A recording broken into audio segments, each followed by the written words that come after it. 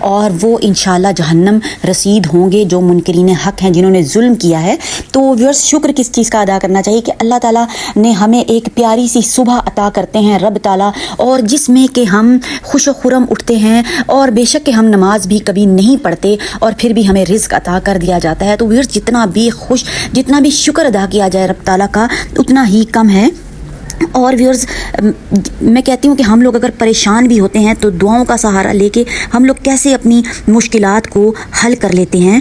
تو ویورز آج ایک آپ سے بہت ہی پیاری سی دعا شیئر کرنے والی ہوں۔ یہ دعا نبی کریم صلی اللہ علیہ وآلہ وسلم نے حضرت معاذ بن جبل رضی اللہ عنہ کو سکھائی تھی اور فرمایا تھا کہ ہر نماز کے بعد اسے پڑھنا ہے۔